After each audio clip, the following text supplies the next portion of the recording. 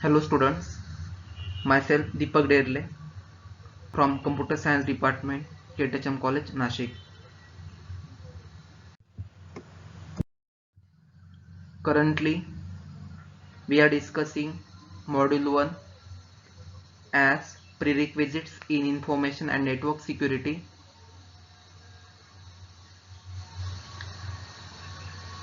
In Chapter 1, we already discussed data communication systems, then types of networks and topologies in previous two sessions. Now in my third session, I will cover the topic as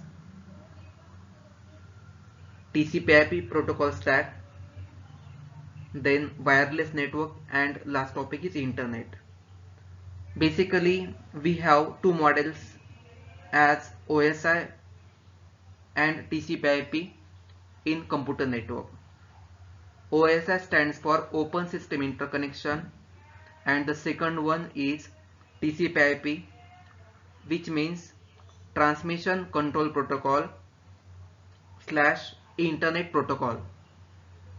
As the name contains protocol, so it contains number of protocols. In short, this model is having 5 different layers and each layer is having various types of protocols.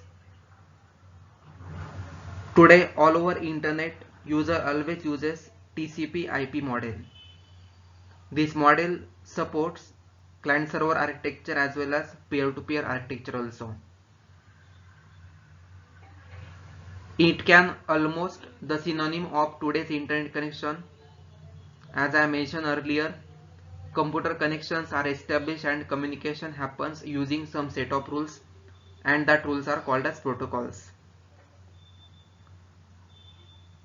All the connecting networking devices and user devices are supposed to adhere these protocols for efficient communication. TCP/IP protocol stack is the suite of networking protocols which ensures the communication is error-free, accurate and reliable one. Each of these layers has a specific role to play the overall communication and addresses specific issues as per the roles. Basically, basically we are having one model as OSI which have 7 layers, but in case of TCP/IP suite we are having a model which consists of 5 different layers. You can observe those layers over here. OSI model was developed for theoretical purposes, but in practical today we just using this TCP/IP model all over the internet. It has layers such as physical layer, then data link layer, network layer, transport layer, and last is nothing but application layer. Now physical layer, data link layer can be combined together, and that layer can be called as host to host layer. After that we are having network layer, and each layer is having various types of protocols. For example, let us consider network layer. It has one of the most important protocol, and that is what IP. IP stands for Internet Protocol, which is most essential protocol to access internet on our system. Then along with IP we are having ICMP, IGMP, ARP, RARP, likewise various protocols available with the number of layers. Now TCP/IP is available at both the side, from sender side as well as at the receiver side also. Suppose I want to send some data from sender to receiver, the data must be travel within this number of layers, means these 5 layers from sender to receiver. Again it uses mechanism of stack based protocol. So at the top, if you observe at the sender side we are having application layer, then that message will travel to transport layer. From transport layer it will travel to network layer, again from network layer to data link layer, again at the end we are having physical layer. So physical network will get used and data will transfer from sender to receiver with help of physical network. Again at the receiver side also we are having physical network, then data link layer, network layer, transport layer, application layer, and after that message will reach to the receiver's end. Basically, to access internet on our system, we must require one essential layer, and that is application layer. It has one protocol, important protocol as HTTP, and which is responsible for accessing internet on our system. TCP/IP is the most widely used non-priority protocol suite because it enables computers using diverse hardware and software platforms on different types of networks to communicate. In second session, you learn type of network as LAN, MAN, WAN. LAN stands for local area network, MAN stands for metropolitan area network, and WAN stands for wide area network.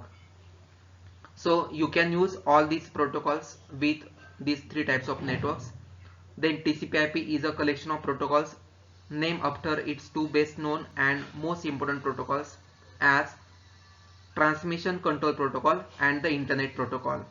As well as these relatively low level protocols, TCP/IP includes several higher level protocols that facilitate common applications such as electronic mail, then terminal emulation and file transfer.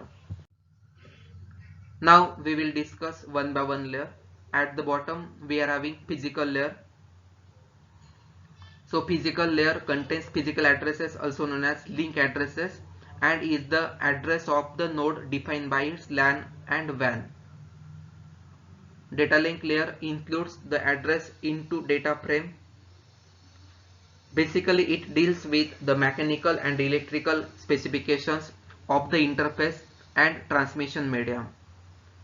The physical layer is responsible to execute following functions. First, physical characteristics of interfaces and medium.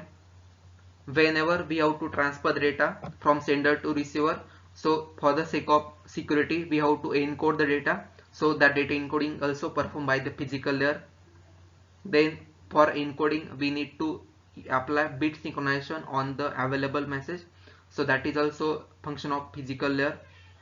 Then it will support for transmission mode from sender to receiver. Then second one is data link layer.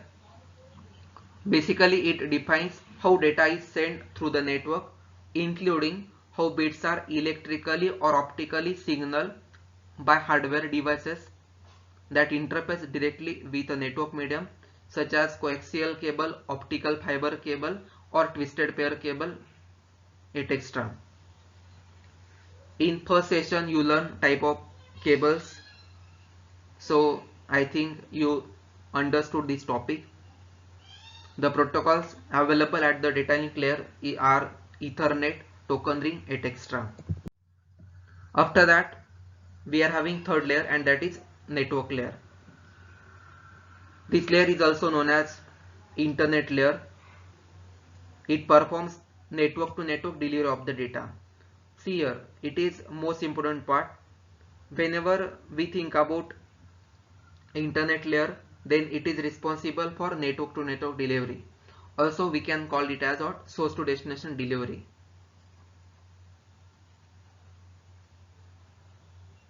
It contains protocols as IP, Internet Protocol, which is having two versions. One is IPv4 Internet Protocol version 4 and IPv6 Internet Protocol version 6. Then second protocol as ICMP Internet Control Message Protocol. Then IGMP Internet Group Management Protocol. ARP Address Resolution Protocol. Then RARP Reverse Address Resolution Protocol. Then transport layer. Transport layer can be called as end-to-end data transfer or host-to-host data transfer. Means suppose I am part of one network, I am sending the data, I am a sender, and the recipient or the receiver is available in another network. So transport layer is responsible to transfer message from sender system to receiver system. We can call it as host-to-host delivery also. It provides two different protocols. One is TCP, TCP stands for Transmission Control Protocol, and second one is UDP. UDP stands for User Datagram Protocol. Whenever we need to transfer the data and we want reliability, so in that case you can refer TCP. But whenever you have to implement TCP in your network, first of all you have to establish the connection, and after establishing connection you can transfer the data, and that's why it is called as connection oriented protocol, because first of all build the connection and then transfer the data. Now since it is connection oriented, so as compared with UDP, it has high reliability, and the data whatever receive at the receiver end, the data must be received in some order, so that is it is known as ordering of delivery. Second protocol is nothing but UDP. UDP stands for User Datagram Protocol. It is connectionless service. Delivery is not guaranteed. Whenever a user uses UDP, there is no necessity to establish the connection. User can send data at any moment. Again, there is one drawback also. The delivery of the data is not guaranteed. So whenever you must want reliability, in that case go for TCP, and if reliability is not efficient, in that case you can go with UDP also. After that, the last layer of TCP/IP model as application layer. Basically, to access internet on our system, we want application layer. It is topmost layer in the TCP/IP model. It is also responsible for handling high-level protocols, issues of representation. This layer allows the user to interact with the application. When one application layer protocol wants to communicate with another application layer protocol, it forwards data to the transport layer. See, I already explained in that hierarchy. Whenever we are having sender and receiver, data will be traveled from application layer to transport layer to network layer, network to data link, again data link to physical, and with the help of communication medium, it will travel towards physical, data link, network, then transport, and at the end again application layer. Again, there is an ambiguity occurs in the application layer.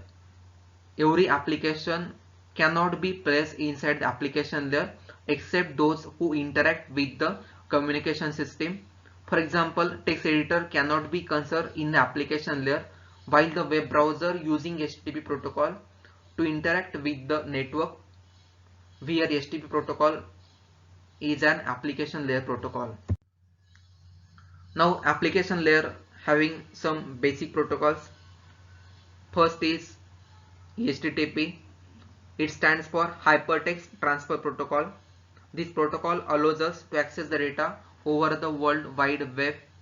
It transfers the data in the form of plain text, audio, video, also known as multimedia data. Second one is SNMP. SNMP stands for Simple Network Management Protocol. The devices on the internet by using TCP/IP protocol suite must use SNMP protocol.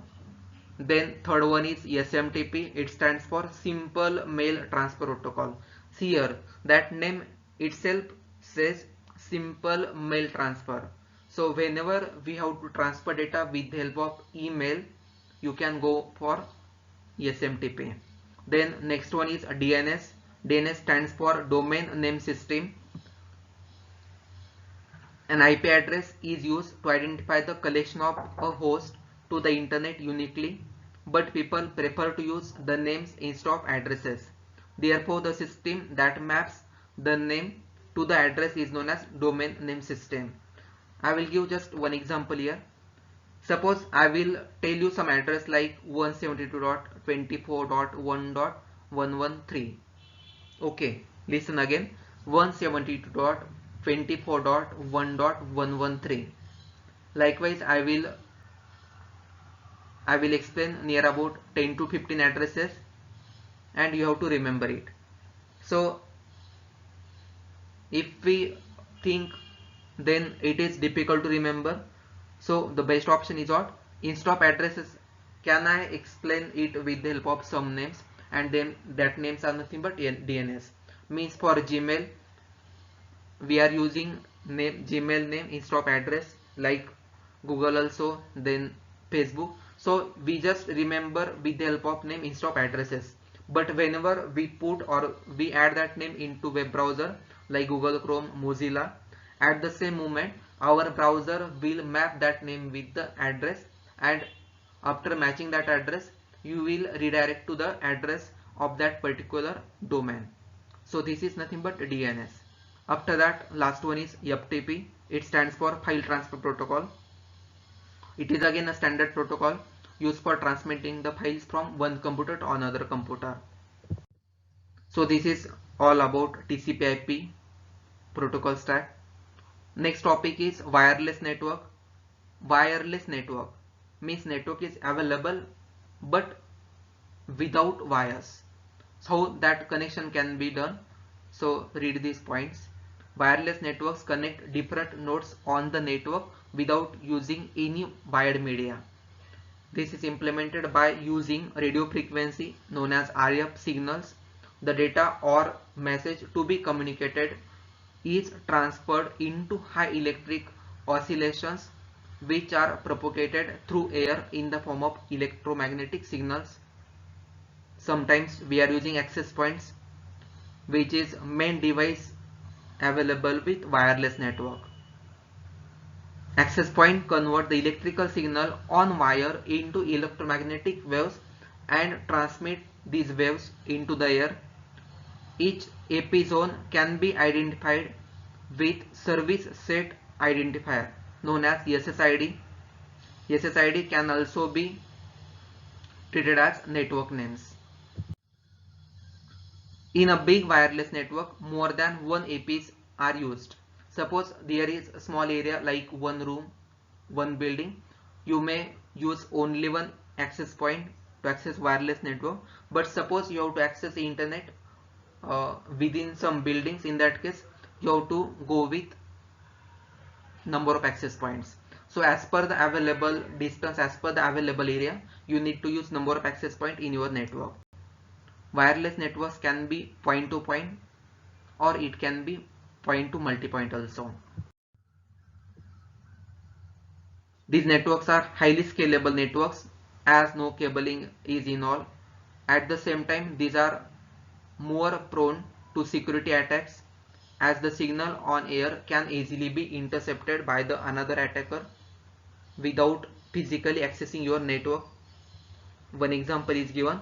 After that, we are having some IEEE standards like IEEE 802.11, which is set of standards explain various wireless substandards like IEEE 802.11a, then IEEE 802.11b, IEEE 802.11g, and etc. Each of these standards have different features like speed of connectivity, operating frequency, etc. But whenever some wireless network contains number of users or that user limit get exceeded, in that case we have to experience that speed of network get degrade. The last point of our lecture, that is internet. Now everyone uses internet. It is world wide web available. Whenever you have to access any data as a globally in the public network, you can go with internet. With the help of internet, we can have interconnected computer networks linking billions of devices and nodes. It is called as network of networks. The interconnected networks can be private, public, educational, government, or any other networks. Various protocols mentioned earlier in this chapter, few governing bodies and communicate ensure efficiency and reliability of internet communication. Once connected to the internet, the information available on various servers, that is high capacity computers, which are mostly called web server, on which website is hosted, and on the internet can be accessed by using internet browsing tools and applications. For accessing internet on our system, we have to use browsers like Internet Explorer, then Mozilla Firefox, Google Chrome, Apple Safari, Opera Mini. So these are the various types of browsers which we want to access the internet. Thank you. In next session we will start with second chapter. Thank you all.